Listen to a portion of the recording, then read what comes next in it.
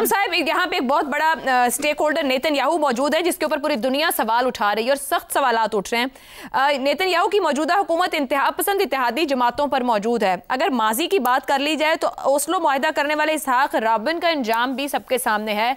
Netanyahu का commitment देना, Netanyahu का करैक्टर और खुद उनकी इत्तेहादी हुकूमत में मौजूद एक्सट्रीमिस्ट फैक्टर्स, आप समझते हैं जो कुछ कहा या जिस तरह की भी कमिटमेंट की जाएगी उस पर भी पूरा उतर पाएंगे या मुमकिन हो पाएगा? देखिए, सब सवालात मौजूद हैं और बेशुमार अखलाकी सवालात मौजूद हैं जी। हमारी बेशुमार ख्वाहिशें हैं। एक आदमी जिसने जेनोसाइड किया है उसे तो कम से कम जेल में होना चाहिए, अगर फांसी घाट पे नहीं होना चाहिए तो। वो हज़ारों लोग जो जेनोसाइड में शामिल हैं उस फौज के, उनको अदालत के सामने आना चाहिए। फ़लस्तीन की रियासत बननी चाहिए। लेकिन ये सब चीज़ें वो हैं जिनको हम नॉर्मेटिव कहते हैं, नॉर्मेटिव पॉलिटिकल साइंस, कि चीज़ें कैसी होनी चाहिए। लेकिन जो बैनुल-अक़वामी ताल्लुकात की दुनिया है, इंटरनेशनल रिलेशंस की, उस पर यह लागू ही नहीं होती बदकिस्मती से। IR के किसी स्टूडेंट से पूछ के देख लीजिए, वो जब इंटरनेशनल रिलेशंस पढ़ते हैं तो वो एम्पिरिकल पॉलिटिकल साइंस पढ़ते हैं। वो ये पढ़ते हैं कि क्या होता है, उनको ये पढ़ाई बहुत कम जाता है कि क्या होना चाहिए। ये वाला शोबा उनका शोबा ही नहीं होता। और इस वक्त हम बहुत सारी बहस कर सकते हैं कि क्या कुछ होना चाहिए, लेकिन हमें सबसे पहले ये देखना चाहिए कि क्या सिचुएशन ऑन ग्राउंड है और ये जो चीज़ है ये किधर उसको लेकर जा रही है। देखिए, फ़लस्तीनी मसले का हल इससे नहीं निकलेगा और इस प्लान का मकसद फ़लस्तीनी मसले का हल है भी नहीं। ट्रंप साहब बड़ी बड़ी बातें ज़रूर करते हैं। इस वक्त सूरत हाल क्या है, हमें उसको देखना चाहिए। हमास ने, जो एक जिहाद वाली तंजीम है जिसने कब्ज़ा कर रखा था गज़ा पर, उसने एक जंग छेड़ी और उस जंग का बहाना इस्तेमाल करके नेतन्याहू के इसराइल ने बदतरीन कत्लेआम किया, फ़लस्तीनियों का जेनोसाइड किया उसने। और उसने प्लान बनाया कि गज़ा से फ़लस्तीनियों को निकाला जाए, गज़ा को खाली किया जाए। ये इसराइल की एक्सपेंशन का प्लान था, एक जेनोसाइड का प्लान था। और हमें यह नज़र आ रहा था कि अमेरिका भी उसके पीछे खड़ा है। अमेरिकी सदर भी ये कह रहे थे कि ये जगह खाली होंगी, ये रिविरिया बनेगा, फ़लस्तीनी कहीं और जा सकते हैं। तो इस वक्त मसला ज़रूरत क्या थी हकीकत पसंदी को देखते हुए? हमें चाहिए क्या था? हमें ये चाहिए था सबसे पहले कि फ़लस्तीनियों की कत्लेआम को बंद किया जाए। वो कहते हैं ना कि आज की रात बचेंगे तो सहर देखेंगे। अगर फ़लस्तीनी बचेंगे ही नहीं, अगर गज़ा छिन जाएगा जैसे बाकी इलाके छिन गए फ़लस्तीन के, तो फ़लस्तीनियों की उम्मीद कल के लिए कहाँ बाकी बचेगी? रियासत कहाँ कायम होगी? कौन कायम करेगा? और गज़ा के पीछे पीछे वो वेस्ट बैंक की तरफ भी उसने जाना था। उनकी जो सोच है, जो उनकी इंतहा है, उसका तो अंदाज़ा हम सबको हो चुका है। तो ये प्लान जो है ये कत्लेआम को बंद करवाता है, ये जंग को बंद करवाता है। और दूसरी बात इसकी ये है कि गज़ा फ़लस्तीनियों के पास रहता है। ये इस बात के प्रॉमिस करता है कि गज़ा से इसराइल बाहर निकलेगा, फेजेस में निकलेगा। ठीक है, 6 महीने में निकलेगा, साल में निकलेगा, लेकिन इसराइल का उस पर कब्ज़ा नहीं होगा। ये प्लान इस बात का भी वादा करता है कि गज़ा की तामीर नौ होगी। तामीर नौ का मतलब क्या है? कि गज़ा दोबारा से फ़लस्तीनियों के रहने के काबिल बन जाएगा। इसराइल तो कहता था हम काम ही नहीं होने देंगे, वो तो बेसिक चीज़ें ख़त्म कर रहा था। ज़िंदगी के लिए जो चीज़ें वहाँ चाहिए होती हैं वो तो उसको ख़त्म कर रहा था। स्कॉच्ड अर्थ पॉलिसी थी, पानी को ख़त्म कर रहा था, स्कूलों हस्पतालों को ख़त्म कर रहा था। ये प्लान कम से कम ये तो कहता है कि कब्ज़ा नहीं किया जा सकता। और ये प्लान ये भी कहता है कि वेस्ट बैंक भी फ़लस्तीनियों के पास रहेगा। बिल्कुल, इसराइल उस पर कब्ज़ा नहीं करेगा, नहीं कर सकता इसराइल। तो क्या है, ये प्लान कम से कम वहां पर तो लेकर आता है जो सूरत हाल जंग से पहले थी।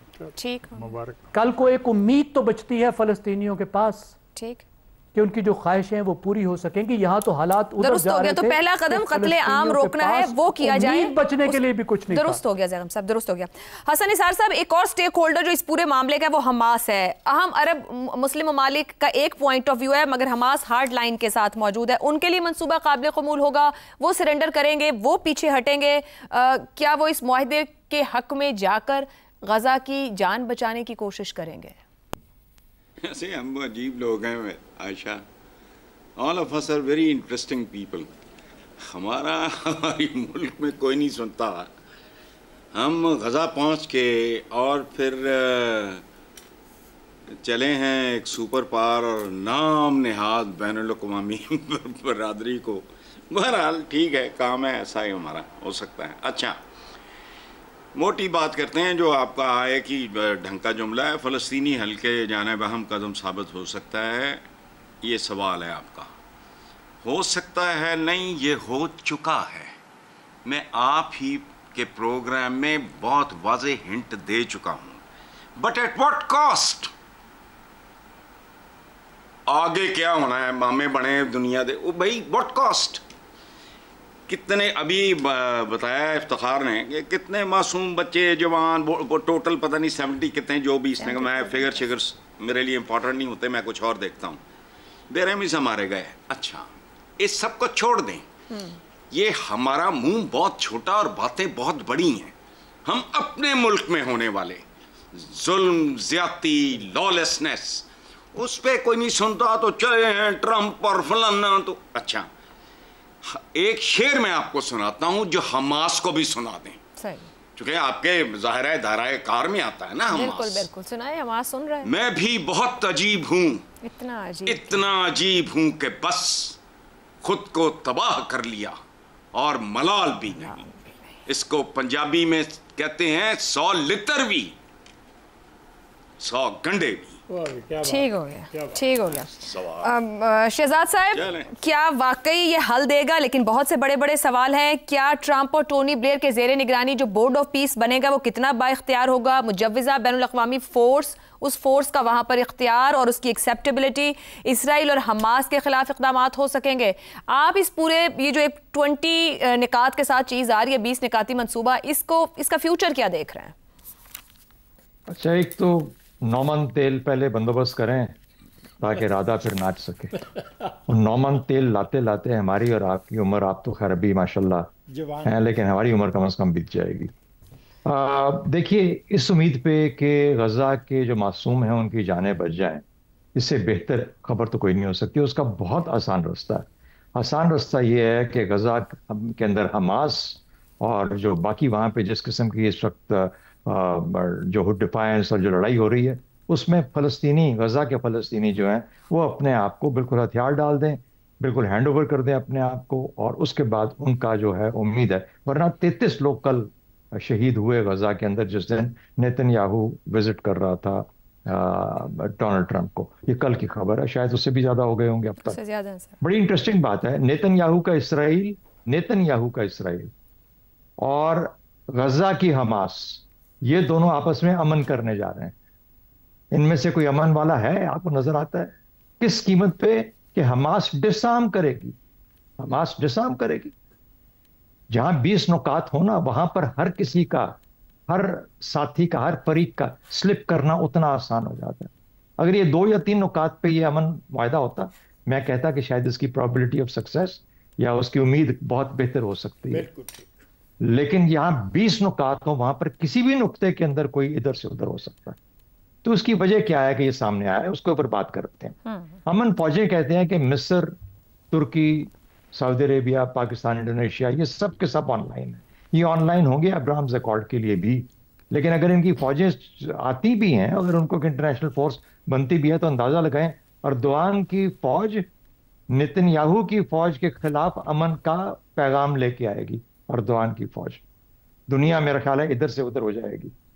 वो नेतन्याहू जो कि अपने मुल्क के अंदर अपनी हुकूमत खोने के गम से और खौफ से पिछले 2 साल, 2.5 साल, 3 साल से जंग कर रहा है, वो आज ये जंग बंद कर देगा। अल्ट्रा राइट विंग को कहेगा कि देखो मैंने अब्राहम्स अकॉर्ड के अंदर 3, 4, 5 मुल्कों से और रिकग्निशन करवा ली। वो अल्ट्रा राइट विंग जो कहता है कि इनका मलिया मिट कर दो, सफाई हस्ती से मिटा दो, फलस्तीनियों को वेस्ट बैंक भी एनेक्स कर लो। उस राइट विंग को ये कर पाएगा? फौरी तौर पर एक सियासी हलचल तूफान मच जाएगा इसराइल के अंदर। क्या नेतन्याहू अपनी कुर्बानी देना चाहेगा? फिर ये ट्रंप क्यों कर रहा है? सवाल ये पैदा होता है कि सब कुछ हुआ, जो सामने आया। देखिए, ट्रंप की मयाद क्या है, ट्रंप की उम्मीद क्या है? उसने इंडिया पाकिस्तान की जंग, उसने कम से कम 4 या 5 जंगों को रोकने का, जो अजरबैजान आर्मीनिया वाली भी अपने जिम्मे अपने उसमें डाल दी है, उसे अपने बैगेज के अंदर, और इंडिया पाकिस्तान वाली भी, ईरान वाली भी, तो सब कुछ अपने पास कि अमन मैंने कायम करवा दिया। ये वाली भी करके तो अमन का वो 4-5 उसके अंदर ट्रॉफियां उसके पास जमा हो जाती हैं। अमन का नोबेल पीस प्राइज मेरे ख्याल के सब मिलेगा, लेकिन उसके लिए लाइन में खड़ा हो जाता है। इंडिया पाकिस्तान की जंग के बाद क्या कश्मीर का मसला हल हो गया? हमने अमन तो कर दिया। उसने वहां पे जो अगला हिस्सा था उसका पार्ट 2, तो इसलिए इस 20 नुकात के अंदर से अगर एक नुकता अमन का भी किसी शक्ल में, किसी सूरत में भी आ जाता है, तो फिर वो जो बाकी 19 हैं उनकी एश्योरेंस कौन देगा? जबकि इंडिया पाकिस्तान आज भी अपने इंतजार में बैठे हुए हैं कि शायद अगला कदम उठाया जाए। मुझे लगता है कि ट्रंप का भी मकसद बहुत लिमिटेड, रिस्ट्रिक्टेड है, और खासतौर पर वो अफवाज, मिस्र तो बिल्कुल उनके साथ मिलकर चलने के लिए तैयार है, लेकिन ये एक और बढ़ाने की एक पॉसिबिलिटी बनती जा रही है। मेरा ख्याल है कोई इंटरनेशनल फोर्स ना क्रिएट होगी ना जाएगी। जो जाएगा वो अपने आप को खुद एक, जैसे कहते हैं ना कि एक उसमें गर्दन दे देगा अपनी मुसीबत के अंदर। और तीसरा, ये सब का सब हम इस वक्त एक ऐसे ट्रक की बत्ती के पीछे लगाए जा रहे हैं जिसमें मुझे बताइए, आपने रेबिन की बात की, क्या रेबिन का जो इसराइल था वो नेतन्याहू का इसराइल है? कि रेबिन ने वो किया, उसके साथ ऑस्लो अकॉर्ड्स किए, और उसके बाद फिर कोई एक उम्मीद पैदा हुई 2 स्टेट सोल्यूशन की। आज जंग 2 स्टेट सोल्यूशन और ग्रेटर इसराइल की है। Ultra right wing greater Israel को कुर्बान कर देगा, क्योंकि 4-5 मुसलमान मुल्कों ने उनकी, देखिए, सिविलाइजेशनल चीज, उन्होंने कहा ये हमेशा की तरह रहेगी फलस्तीनियों के बीच में और इसराइलियों के बीच में। उस टेरिटरी की लड़ाई है, कंट्रोल किसका है, कब्जा किसका है। मेरा अपना ख्याल ये है कि देखिए, मतलब मैं जैसा कहते हैं हमेशा जैगम साहब के, कम से कम उन मासूमों की जाने बचाने के लिए उम्मीद रखनी चाहिए। बदकिस्मती से उम्मीद स्ट्रेटजी नहीं होती। लेकिन ये जो रास्ता नक्शा सामने आया है, इसमें मुझे बहुत सारी स्लिपेजेस नजर आती हैं। मुझे ये होता हुआ नजर ठीक हो गया।